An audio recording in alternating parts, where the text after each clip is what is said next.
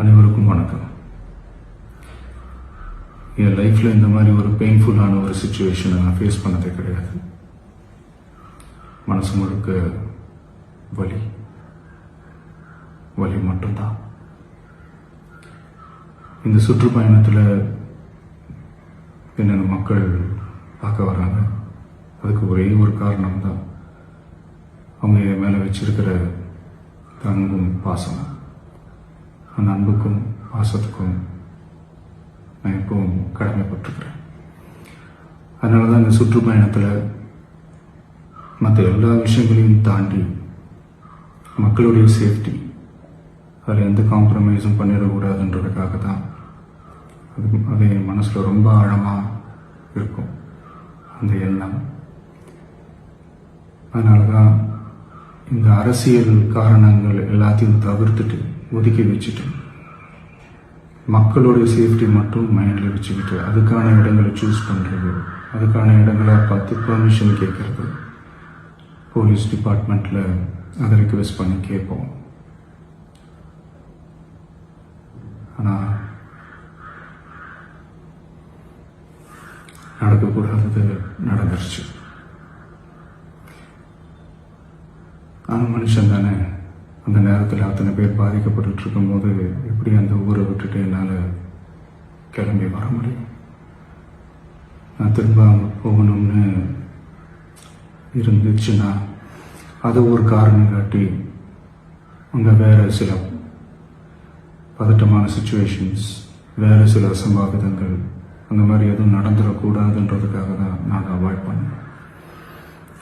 இந்த நேரத்தில் சொந்தங்களை இழந்து தவிக்கிற இத்தனை குடும்பங்களுக்கும் என்னுடைய ஆழ்ந்த இரங்கலை தெரிவிச்சுக்கிறேன். எனக்கு தெரியும், என்ன சொன்னாலும் இது ஈடையாகாதுன்னு எனக்கு தெரியும். ஹாஸ்பிட்டலில் ட்ரீட் பண்ணிகிட்ருக்கிற எல்லாருமே சீக்கிரமாக க்யூர் ஆகி வரணுன்றதை இந்த நேரத்தில் நான் வேண்டிக்கிறேன். கூடிய சீக்கிரமே உங்கள் எல்லாரையும் நான் சந்திக்கிறேன். இந்த நேரத்தில் எங்களுடைய வலிகளை, எங்களுடைய நிலைமையை புரிஞ்சுக்கிட்டு எங்களுக்காக பேசின அரசியல் கட்சிகளை சார்ந்த நண்பர்கள், தலைவர்கள் அனைவருக்கும் என்னுடைய நன்றியை தெரிவிச்சுக்கிறேன். கிட்டத்தட்ட ஒரு 5 மாவட்டத்துக்கு பிரச்சாரத்துக்கு போனோம். இந்த மாதிரி எதுவுமே நடக்கல. ஆனால் கரூரில் மட்டும் ஏன் எப்படி நடக்குது, எப்படி நடக்குது? மக்களுக்கு எல்லா உண்மையும் தெரியும். மக்கள் எல்லாத்தையும் பார்த்துக்கிட்டு இருக்கிறாங்க.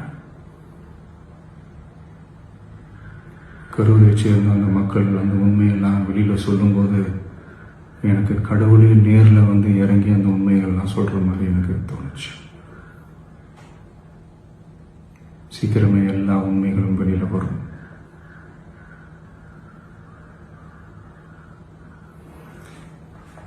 எங்களுக்கு தரப்பட்ட இடத்துல நாங்கள் போய் அந்த ஸ்பாட்டில் நின்று நாங்கள் பேசிட்டோம். அதை தாண்டி எந்த தவறும் எங்கள் சைடில் நாங்கள் எதுவுமே செய்யலை.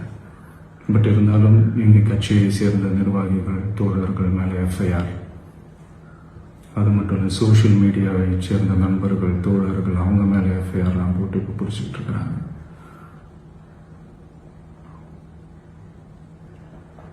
சிஎம் சார், உங்களுக்கு ஏதாவது இந்த பழி வாங்கணும் அப்படின்ற எண்ணம் ஏதாவது இருந்துச்சுன்னா என்ன வேணாலும் பண்ணுங்க. அவங்க மேலே கை வைக்காதீங்க.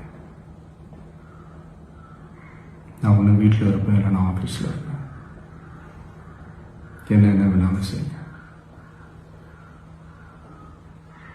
நண்பர்களே, தோழர்களே, நம்மளோட அரசியல் பயணம் இன்னும் ஸ்ட்ராங்கராக, இன்னும் தைரியத்தோட கண்டினியூ ஆகும்.